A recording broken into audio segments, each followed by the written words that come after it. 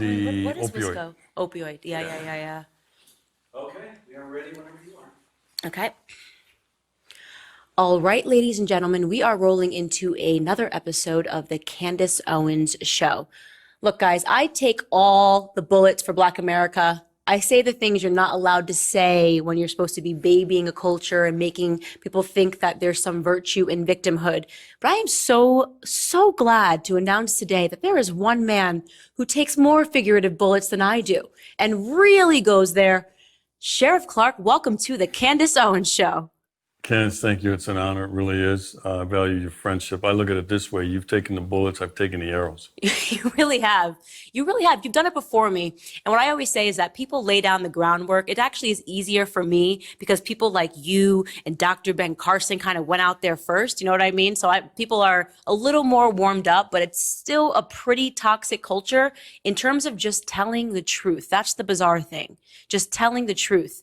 And you're in this really interesting space because criminal justice, man. I think that's kind of one of the biggest conversations in Black America and one that makes people very uncomfortable. And you and I have both taken so many hits for being honest about what Black Lives Matter is, what Black Lives Matter is not, and what the truth is about Black Americans and the way that we behave criminally in comparison to other races in this country. Yeah, let's kind of dissect that for a little bit. I spent 40 years in law enforcement, 24 years with the City of Milwaukee Police, and then 16 as the elected sheriff of Milwaukee County. Moved up the ranks, worked in a number of different positions. But I've seen the devastation that crime can cause, crime and violence on a daily basis. People, and this is what I try to explain to people who really don't want to hear it anyway. The overwhelming majority of people, as you know, Black people that live in the American ghetto, are good law-abiding citizens. They may be poor, they may be under or uneducated, but they're just trying to get through life. And when you're there on a daily basis like me and you see they can't let their kids play outside, I mean, stories like, and this was not folklore, where some of these neighborhoods, they had to have their kids sleep in the bathtub to provide a shield for the bullets that fly through with the random shootings, the drive-by shootings. These are true stories. No way. And so when you're seeing what people who just, they haven't done anything. They're victims of crime. And that's another thing that doesn't get talked about, as you know, is that on the other end, predominantly, it's Black people who are victimized by crime. That's correct. Okay, well, I've always been on the side as a law enforcement officer. I'm on the side of the victim. I had no use for criminals. I had no use for criminal behavior.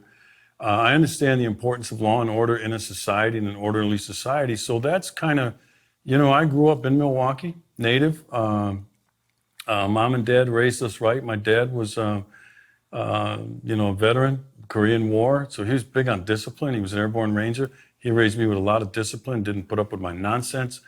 Taught me to accept responsibility and use my head when I'm out there making decisions and judgments. You don't get that a lot today because there's no real male role model in some of these families. So I understand, at least I understand what a paradox this thing could be for people. And I did what I could to protect those people and give them some semblance of peace and tranquility in a very chaotic world. I want to pause there because you just said something that's really important, saying that you grew up with a strong father figure. And every time I hit the stage, I talk about the biggest issue facing Black America is father absence. And what happens when you break down that structure and you don't have that father figure. I had it in my grandfather. There were rules on top of rules, on top of regulations, on top of rules that made no sense, like no elbows on the table. I still, when I'm with my grandpa, I don't put my elbows on the table because I'm fearful that he's going to give me a long lecture and work me into a prayer and ask God to forgive me for putting my elbows on the table. And I think what naturally happens when you remove that sense of authority is that people don't respond to any form of authority at all. It all feels arbitrary. It all feels like, why do I have to listen to you? Because you never had to listen to rules within your own home. Is that maybe something that's going on in our community? Not maybe. That is what's going on in our community. The lack of a male role model. You said your grandfather. My father was raised by, a mom and dad, actively engaged in it. My grandparents were poor. We're talking about Beloit, Wisconsin, okay? But my dad went off to the military, and that's where he learned discipline, and he expected that of his kids. And, it's not that a mother can't raise kids without a man around. It's not, single moms do a wonderful job, but you know what? The studies are there, the research is there. I do my homework. And the research says you are fighting against the odds at more times than not. If there's not a male around, a responsible male. I understand, people get divorced or whatever, but there's got to be some male role model in that kid, especially black males. White males too, but for the most part it is. If there's not around, they're going to gravitate towards some male role model. They're going to do it. And usually it's going to be the athlete on TV who they don't know. Jay-Z becomes, It's going to the become an rappers. entertainment, or it's going to become the drug dealers, the gangsters in the neighborhood. That's the importance of that. Where the left tries to tell us that, the man around isn't that big a deal. It's a huge deal. Like you said, with the rules and the discipline that you had. I used to think, don't take this wrong, I know you won't. I used to think my dad was the meanest man on the earth. I get He it. didn't beat us, and we got spanked. And that's what I mean by mean. I mean, I had to be in before the street lights went on. I had to be in before dark. My friends got to play out after dark, not me. I couldn't hang out at the corner store. All right, my dad saw me several times. He caught me hanging out with my buddies at the corner store. He pulled the car over. He beeped the horn. I looked, and I thought, uh-oh, I'm in trouble, because I'm hanging out. See, and he didn't want me hanging out, because young men at that age are going to find trouble. So that's the importance that, the things that my dad instilled in me that we don't see anymore. And so all of a sudden you get where these young black males are going to gravitate towards something, and it's usually the gang. It's usually some of these pathologies like dropping out of school, joining the gang, drug and alcohol abuse, that sort of thing, fathering kids out of wedlock, which can happen to anybody, but it shouldn't happen 3, 4, 5 times with a different man. That's a different pathology, and we shouldn't tolerate it. Right. And I talk about this a lot too, but there's an element of this that we should be discussing, which is feminism, modern feminism today, because I really do believe that modern feminism encourages male absence. It encourages it because it's become toxic. They use terms like toxic masculinity, right? And I say to myself, all of their examples of the idea of what it means to be a man now is toxic. They think, oh, this is a man. Masculinity is wrong. There's something inherently wrong with being a masculine man. And to me, I always say that it was toxic masculinity that saved me. I had a healthy fear of my grandfather. Nobody played around with my grandfather. We still don't play around with my grandfather, and it's just, there's a certain level of respect when you're in his home. There are rules. And because I had that healthy fear, I was, I guess, more responsive to that sort of authority when I had to go out in real life. I believed in structure. And yet this version of feminism today, we have women that are basically promoting men should act like women, right? And women should act like men. There's all of this confusion. You can pick your gender, you can do what you want. And ultimately what I think it's doing is feeding into this idea of a breakdown of the family. Yeah, feminism as a branch of liberalism, has had a very devastating impact on the black community more than anything else, I believe. And that's not just an opinion. If you look back, and we don't have time to get into a lot of it today, but I could support it. If someone were to come up and demand, where'd you get that from? I could show them the research. And it didn't just discourage a man being around. It kicked a man out of the house. That's right. In other words, you're not needed here. Who became the male role model, the male figure in the home? Uncle Sam. All right. The government. That's correct. Took the place of a male figure inside that home, the government. Uncle Sam might do some things good, right? Might do some things well, very little, but a few. Uncle Sam has been a horrible father. Okay, and we've never really put this thing back together, this black family structure. And if you go, and you know this, I'm preaching to the choir here, but that's okay. If you go back in the 50s and the 40s, blacks had a strong family unit. Unbelievably strong. Strong. I mean, unbelievably strong. Right. And that's why I said, my dad, his dad was around, and but the thing is, that stuff's important. And this feminist movement made it seem like it wasn't. It made it voluntary, made it a choice. Well, it's had a devastating impact on kids. If a particular person, I don't care if it's a woman, a man, they want to go off on some tangent about, well, I want to do this, and I think, fine. But it's having a devastating impact on our children. Right. They're suffering the most because of this selfishness, and that's what it is. But, I like that description of that. It is selfish. Yeah. It really is. But they're promoting that. So here's where the culture starts to seize it. And we could say it's selfish, and you could say that they're saying that, man, it's a choice, but I think it's much more Machiavellian and sinister than that, right? When you start saying that this is now the goal, right? Right. So men turning into women, this is something that we should be aspiring towards. And they're not just saying it's a choice, not just saying, oh, maybe you could do this or maybe you couldn't. They're actually trying to make it seem like there's something inherently wrong with the nuclear family, the way it used to be. Like, if you're a woman and you want to stay home and raise your kids, shame on you. You're a victim of the patriarchy. That's the attitude now that's being instilled in the classrooms. Conduct without boundaries is what's hurting this country today. There has to be limits on things, okay? I don't really care. I mean this. I sincerely mean it. I don't care what people want to do. I do not care. I'll do what I want to do. You do what you want to do.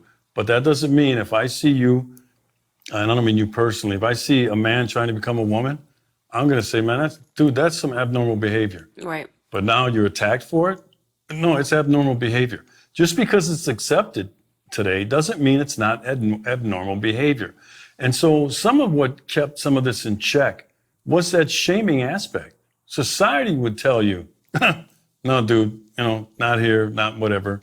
But I don't believe those people should be attacked. I don't believe those people should be discriminated against. But all conduct has to have boundaries. And right now, the left has made it clear that we live in a world of conduct without boundaries. We are now acting like there are no such thing as boundaries. Worse than that, like there's no such thing as reality, right? Like there's literally there's no difference between being a male and being a female. There's nothing. Up is down. It's whatever you say suddenly becomes reality, and that's a very dangerous, slippery slope. And I agree with you. To the extent that you don't want to acknowledge reality and you want to be harmless and that's the way you want to live your life, great. But the problem is that it's being mainstreamed and they're legislating it, right? When you can get in trouble for misgendering someone, that's a scary thing. That's essentially saying you can now get in trouble for acknowledging reality. Sure. Think about this too. Remember before I talked about the impact this is having on kids, young kids, children who aren't developed in the head yet to deal with some of this sort of stuff. But now when parents are taking a young boy in school and dressing him up as a girl, what are they thinking about? This kid cannot process what's going on.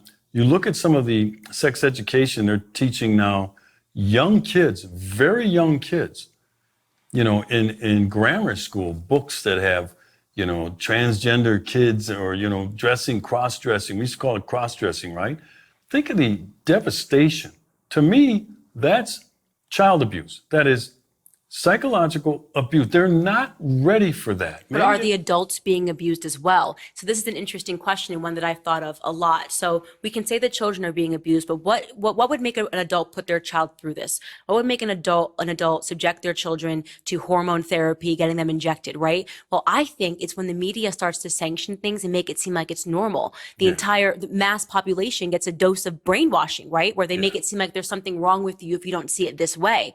You become a product of your environment. Right. There is something with the human species where that is true. I like that term mainstream because that kind of behavior used to be marginalized. It was on the fringes. Mm-hmm. It was there, but it was on the fringes. And now it's been mainstreamed and people are being affected by it. A lot of selfishness. Narcissism is definitely a component of it. Virtue signaling. Yeah, I'm so progressive that I allow this in my house. But the only thing, and I didn't coin this phrase, but I like it. I think it was Thomas Sowell, guy I admire, who I got a chance to meet and be mentored by. He said the only thing that progressives are progressing is human misery.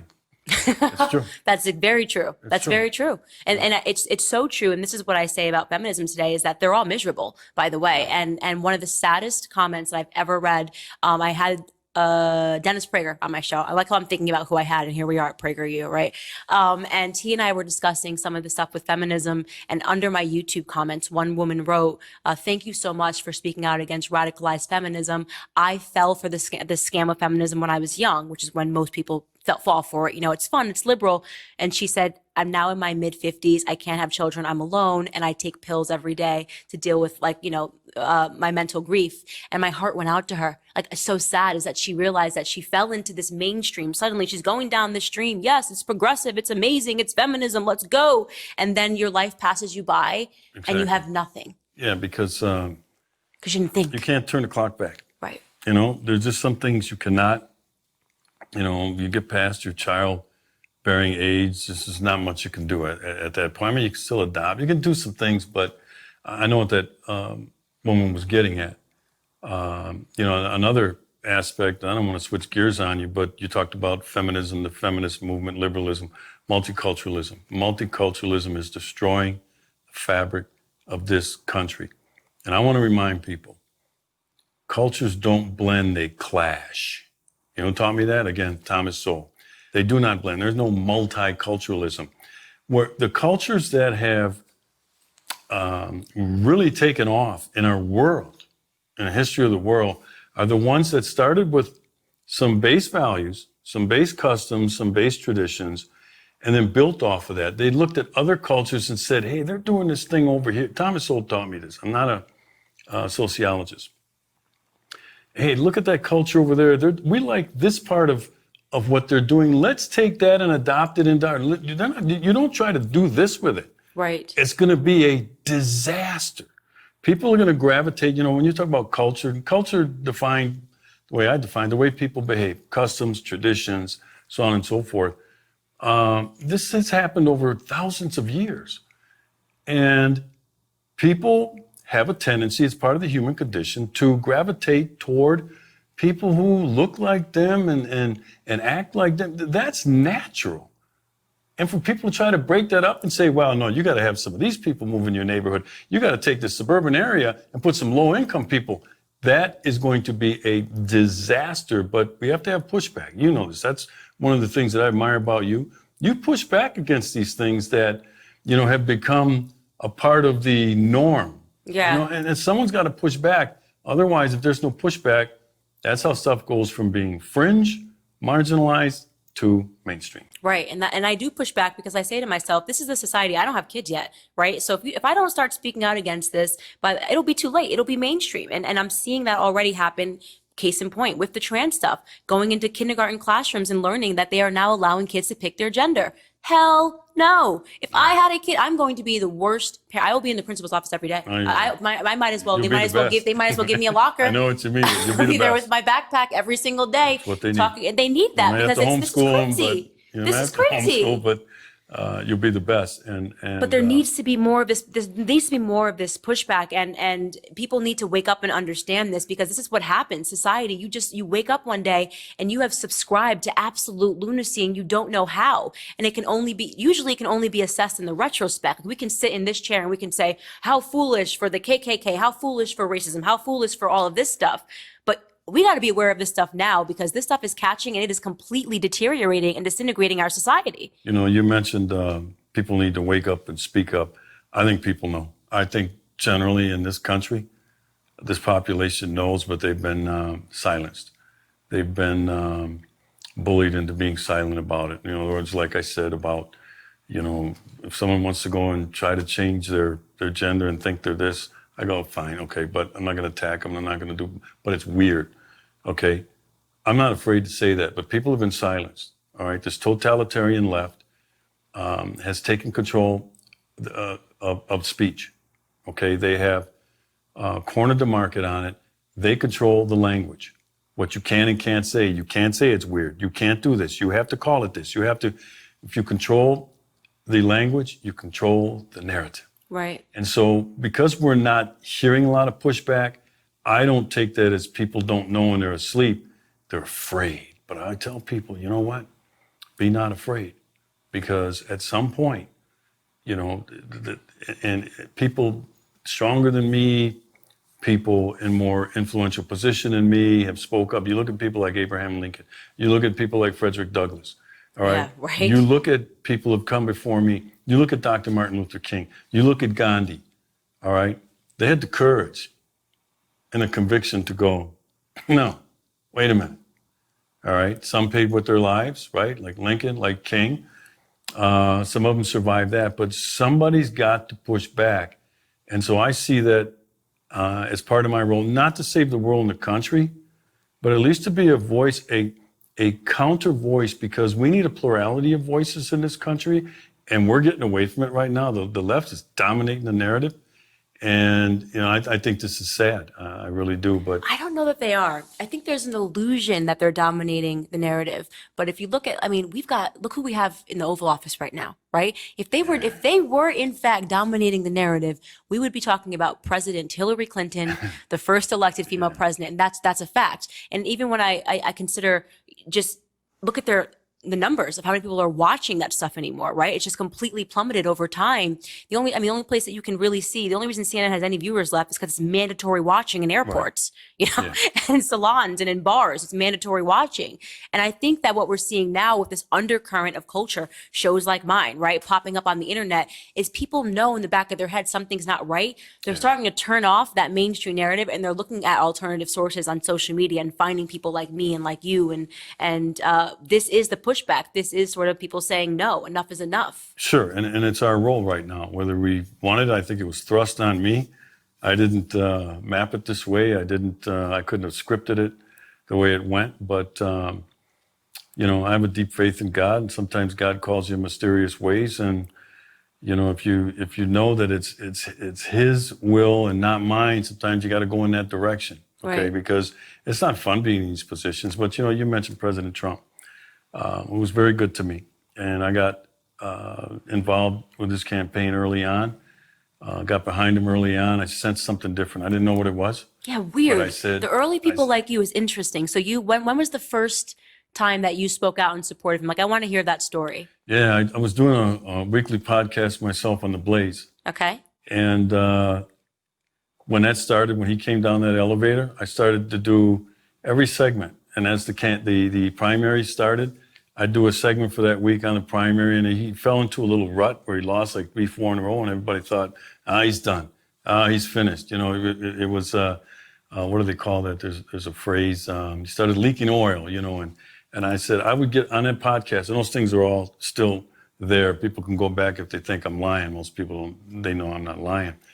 And I said, you can dismiss this man at your own peril. He's going to be the next president of the United States. I said it before he won the nomination. Wow. All right. He came to me during that process because he'd see me on TV, on Fox, but I met him before that at an NRA convention, before he announced.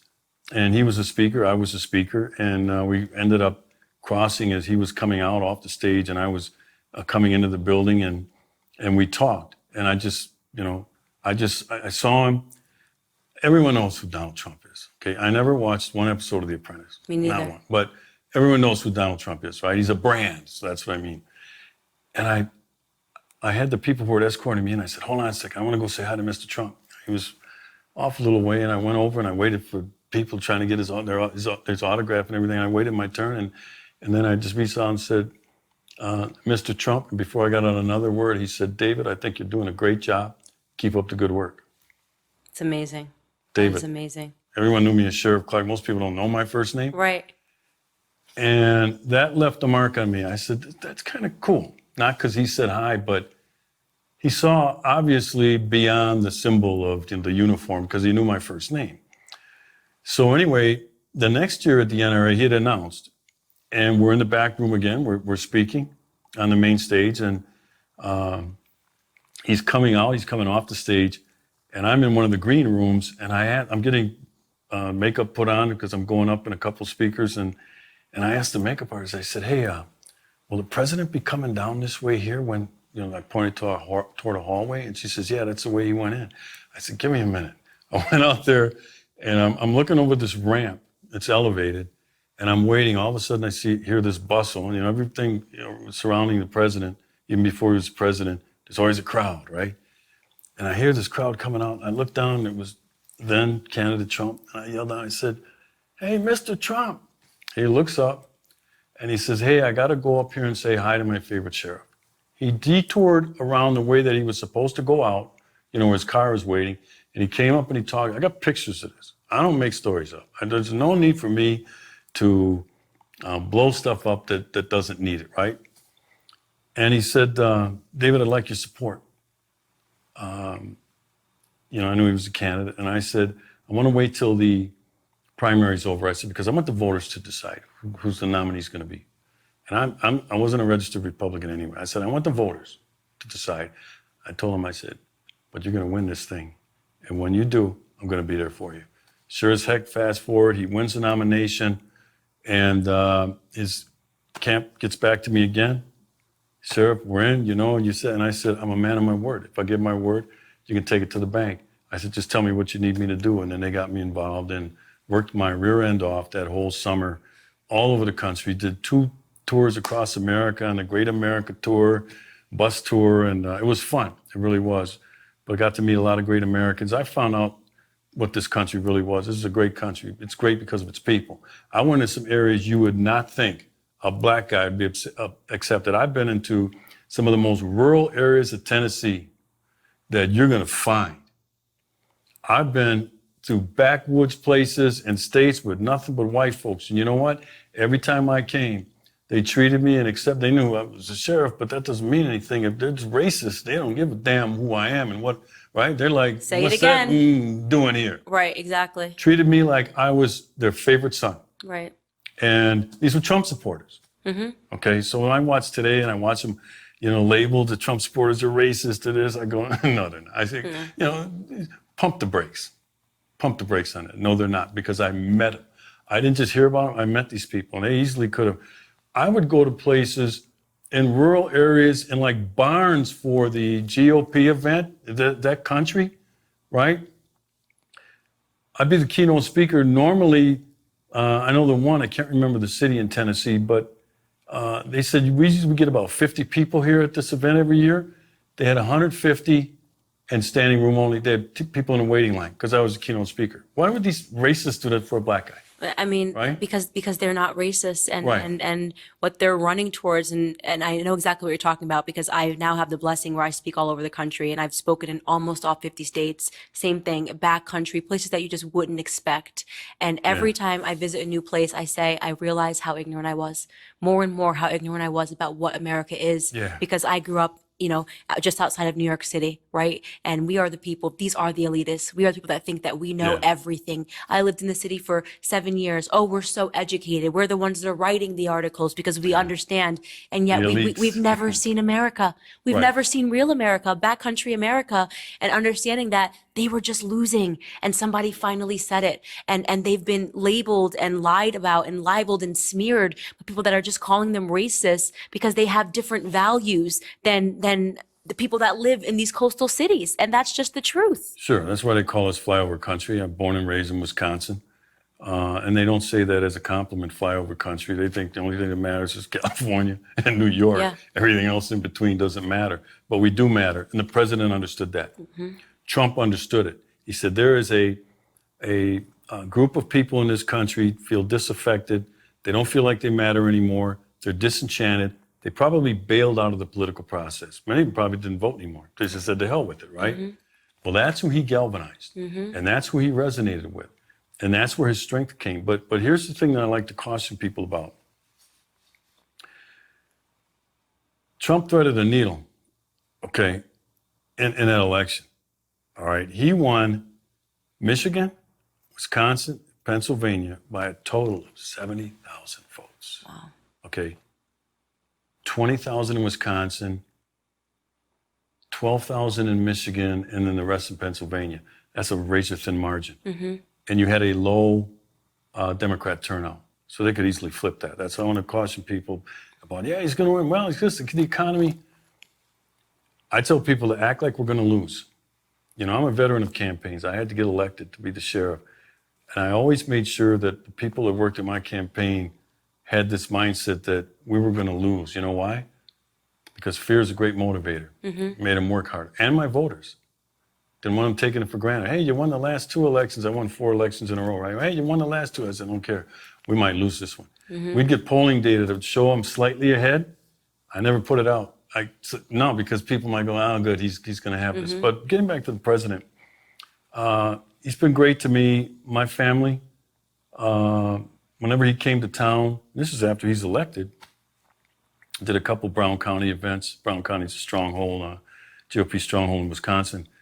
My family would be invited, and he'd always, they'd let us in the green room. He'd always take the time to come over and talk to, my brother-in-law, my sister-in-law, my niece and nephew, my wife. We don't have kids. And, but he'd take the time to say hi to all of them. And it wasn't a rope line, right? And I remember one day my niece, she's about 16 at the time, she says, "Hey, can we take a selfie?" And he says, "Sure." And she goes and takes, that's the kind of guy he is. I know Trump. Right. Because I've been around him and I've talked to him. I've had private briefings with him. I know what's in his heart. Is he a perfect man? Nobody is. So I don't get into, well, but I know what's in his heart. He wants what's best for this country. Mm-hmm. He loves this country. I love this country too. And because of what it afforded me, the opportunity. When we got over that ugly period of slavery, all right, staying on the fabric of the soul of this country that will never go away. However, at some point, and this is where I had an epiphany, Candace, I just decided to forgive America for the past sin of slavery. You know why? Because the God that I pray to every day teaches me to forgive. The God that I pray to every day extends forgiveness. And if he's going to do that for me, the least I can do is do that to somebody else. And so I didn't forget, and I say never forget slavery, but for me, it was time to forgive. And you know what? It was very liberating. Right. When people say, "How'd you become this?" It was just, I just realized I had to get into the mainstream if I was going to reach my potential. You can't do it on the, with these fringe groups and Black Lives Matter and so on and so forth. You got to get in the mainstream. Right. And that means you're going to have to mix it up with white folks. Right. So I never had this animosity, never, even before that epiphany. But I say this publicly. I say, I forgave. And I moved on, and I said, it's been liberating.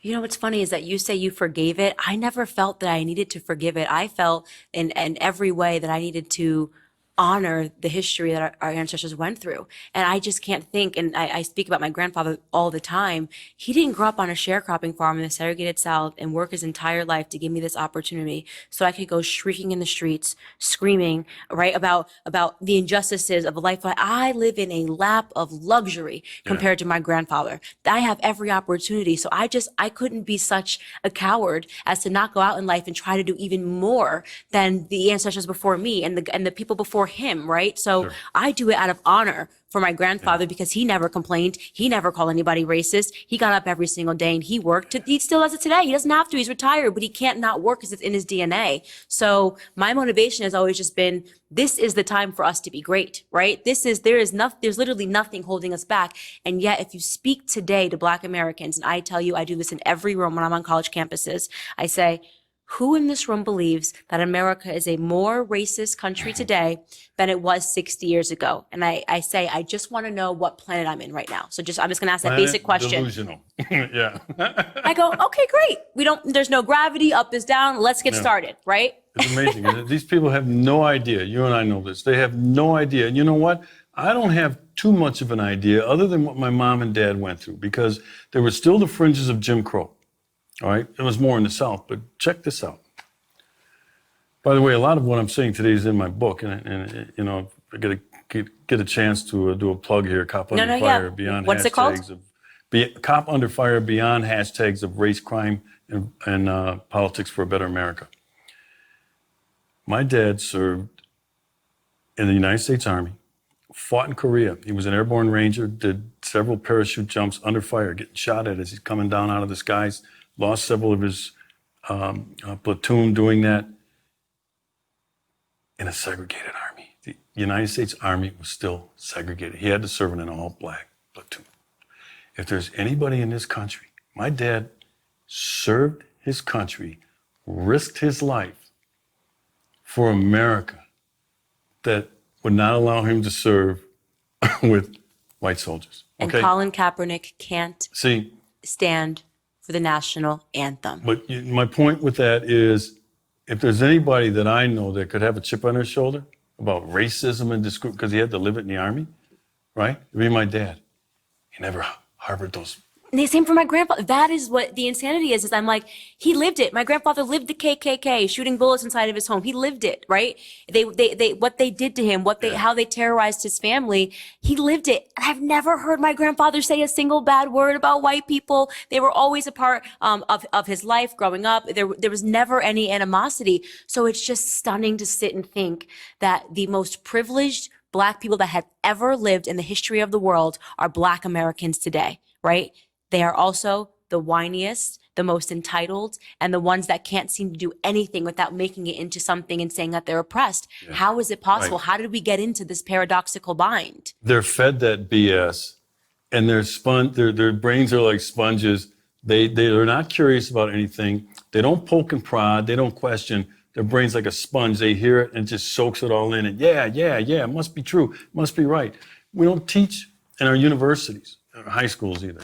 We don't teach people to think. We don't teach people to be critical thinkers. That's what education used to be, outside of the things like the math and some of those sciences like that, is to teach people to expand this thing that God gave you and explore, okay, and question things. And there's nothing wrong with that sort of thing. But they don't teach that anymore. They indoctrinate. So that's why you get this. These people have been indoctrinated with the thing that you're talking about. It's had a devastating effect on several generations of people. We're into like the third generation. Like 3 generations ago, this stuff started, right? Well, these are the AOCs. Right. Who went to Boston University, right? This is where they're indoctrinated. Right. And they can't think. And when you present stuff to them, they go off on some tangent, whatever, because they can't even put forth a counter argument that makes any sense. So then they go, you're racist, you're misogynist, you're this. It's a shame. But think about this. This is the thing I'm worried about. These people are on the doorsteps of being in power. I know. They're on the doorstep now. They haven't come through the door. They're on the doorstep. Right. I mean, I try to think more optimistically, just because what I've seen happen just over the last few years of me being in politics is that the conservative movement is growing and the leftist movement is shrinking, believe it or not, on campus, what we're able to do. And I think partially it's because we're getting banned and censored. So for the kids, conservatism starts to feel like punk rock and roll, like you're not supposed to do it, so we're going to do it, right? Yeah. And we have a president who's irreverent and saying things and that sort of appealing. And I think that also people are just getting exhausted with being upset about everything. Yeah. It is exhausting. I'm like, well, everything's racist, and people are becoming immune to those words. So because they're overplaying their hand, my hope is that it's actually going to benefit us, because people are getting tired of being offended about everything. You're right. And we can hope. I mean, I hope too, but I always remind people, I don't mean this condescendingly, hope's not a plan. Right. We got a plan for these people being in power one day before that conservative movement actually stands up, rises up, says enough is enough, and engages in the political fight. Because that's what this is. We've had political war declared on us. War. I don't think that's hyperbole. No, it's not. Ask Steve Scalise. Ask these people who've gone to Trump rallies and been beaten. Ask them whether, to say that we've had political war declared on us. Ask them if it's a hyperbole. It's not. No, it's only escalating, by the way. The violence is escalating. It's not de-escalating. Right. I actually, there you go, hoped that once Trump was in the office, things would die down. And we all did. We all did. We just keep going up, and it's just. That's been the natural progression. After an election's real contentious, right? And then people settle down. And they say, okay, we'll politically oppose you, but you'll get to govern. They won't let Trump govern. No, they won't. This is different. The generation of thinkers are dying, which is why I took the time to meet. I sat down with Clarence Thomas. I've always admired that guy. If you ever get a chance, read his book, I think it's biography, My Grandfather's Son. He's raised by his grandfather. Miles is his name. Clarence talked about in the book, I thought my grandfather was the meanest man. Remember I said that? I did too. I thought, but it's what we needed. It's what he and his brother needed. And he insisted that they become educated. His mom had some mental problems, and she turned him over to the grandparents. She couldn't raise them. But at least there was somebody there, see, who was not going to abuse them, was going to care for them, was the grandparents. But the thing is, I reached out to him, and it took me a while to get in. It's hard to get. It's not like you call the Supreme Court and say, yeah, I'd like to come in and meet Justice Thomas. I know. Okay, when would you like to go? It doesn't work like that. But I don't take no for an answer. And the secretary was very nice. She'd say, I'll get him the message. I kept getting blown off a little bit. All of a sudden, one day, I'm sitting in my office, and I get a call, and it's Justice Thomas's office, his assistant, and said, the justice would like to, meet you and whatever, and we want to get the date together. I'm like, man, persistence pays off. I always tell that to people. A side note here. The best thing that you can instill in a young person is the ability to overcome obstacles and persevere, because that's what I did here. Couldn't get in deep enough, tried his wife, that didn't work, kept calling the office. I didn't give up. I tell it to young people all the time. So anyway, I got to go in. He and I sat down like you and I. I thought he would sit behind his desk. I go into this great chambers, right? I thought he'd sit behind, and I was nervous. This is a Supreme Court justice. He came out from behind his desk, and we sat in two occasional chairs like this, just sitting across talking from it. First of all, I was blown away by that because that put me at ease. We sat up there, Candace. We talked about stuff, many of the things that you and I are talking about. I saw this bust. He's a big fan of Booker T. Washington. He's got a bust of Booker T. Washington, Abe Lincoln. And I asked him, I said, who's that? He said, that's Miles, my grandfather. He has a bust of his grandfather? Yeah. And he said, the reason why I have him there, because he's looking down at me. I love that so much. See, it just... I love that so anyway, much. It was kind of ironic. And then he signed a book for me, and he wanted pictures. I'm leaving. I'm like, okay, I got more than I'm supposed to be. And he goes, hey, Sheriff, I'd like to get a couple pictures. We took a couple pictures. Great man. Funny, personal. You never see that. And, right. Comes across as very austere. Yeah, no, this guy is... We talked like we had been college buddies. And then he asked me, he says, hey, you ever meet Thomas Sowell? I said, no, he's on my list of people to meet. And he said, let me see what I can do. Well, before that happened, I ran into Victor Davis Hanson, who's on the Stanford Hoover Institute with Thomas Sowell. And I met him at an event, and I said, hey, is there any Victor Davis Hanson? He says, you know what, of course, he's not going to give Thomas Sowell's information out. He said, I'll tell you what, I'll give you his personal email, but just don't tell him you got it from me. So he gives me his email. Well, I ended up going out there, flew out to California, and spent an entire day with him, just tapping his brain about everything. And of course, he knew who I was, so he wasn't holding his guard down. And I said, you know what? We're losing you guys, man. Because he said, I'm an old man. Thomas Sowell, Clarence Thomas, that's that generation of thinkers. Walter Williams, Condoleezza Rice. I mean, they're all hiding out in California, and I'm like, where are you know guys? what? I can shorten this last one. Thomas Sowell, he said, you ever meet Walt Williams? No, stop. Do you You see- understand? Do you know what you're doing to me right now? This is like, you know how many emails I've sent to Thomas Sowell? Do you understand? Like, Claire, you're making me very jealous is what you're doing. I'm at a hotel. We were going to meet at Stanford in his office. And I thought I'd be going there, right? I get a call that morning from his assistant who says, what hotel are you at? Mr. Sowell will be picking you up. I'm like, picking me up? What do you mean picking me up? I'm like, what is this? Sure as heck, he pulls up in a car. He's driving. He's 70-some years old.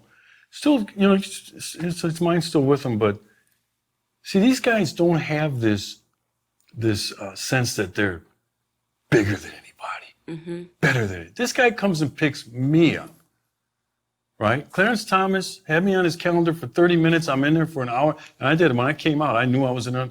I know it was an hour and 47 minutes because I checked my watch. I said, holy crap. I just tapped his brain because I want to learn from these guys.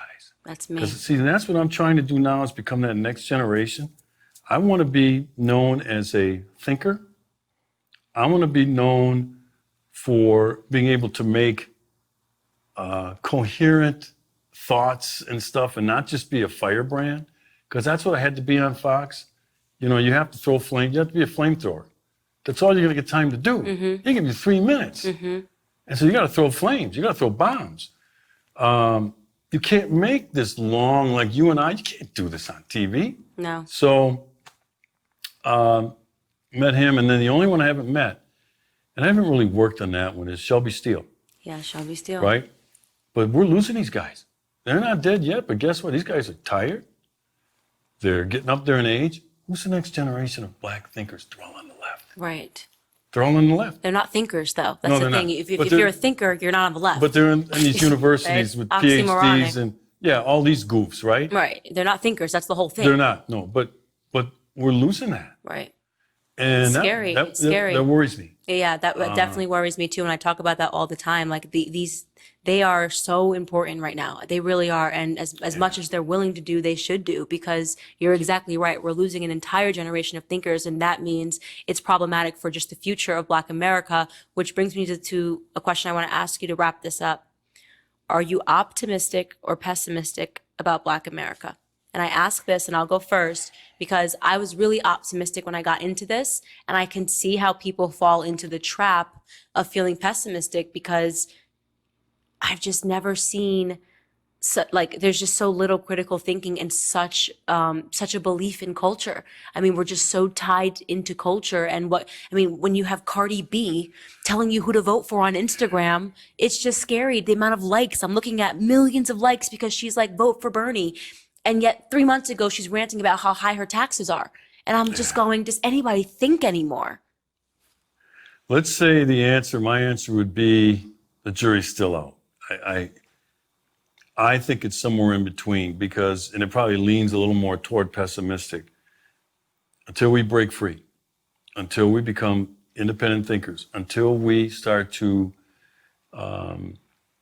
reassociate ourselves with our history, because our history is rich. And it's about families, and it's about hard work, and it's about overcoming things like slavery and Jim Crow. We were attached to that, and we were making great progress in this country post-Reconstruction. Mm-hmm.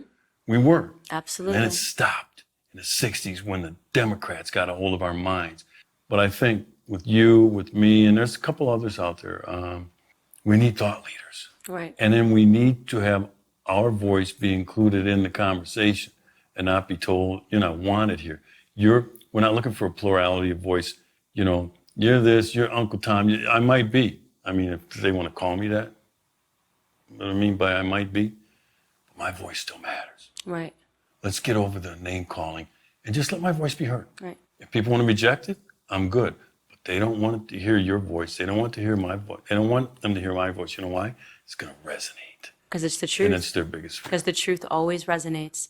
Well, I cannot thank you enough for doing this with me, but we wrap every episode with you leaving a voice message for the world. So what you're going to do is we're going to give you 2 minutes, and you can say whatever you want. If you wanted a message to fall onto the ears of every single person in the world, what would that message be?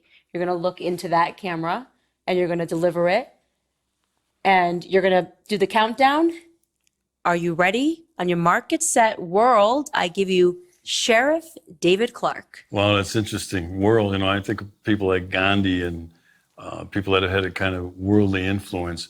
But, basically, I just want to talk about America, because I think America is the leader in the world. I think it is the best country in the world. I believe when Ronald Reagan said, it said shining city on the hill for all the world to see and emulate. I believe that sort of thing. America has to, there's, this concept of Western culture and American culture is real, but think of what it's led to in terms of the world. Think of the things, the inventions that have come out of the United States of America, the medical inventions, those sort of things. So that's what our role is in this world, and we can't shy away from it. And we can't allow other, even foreign forces to diminish that, because without America, for the rest of the world, not much good's going to come out of that. Thank you so much. And that's a wrap. Thank you so much for coming in on such short notice.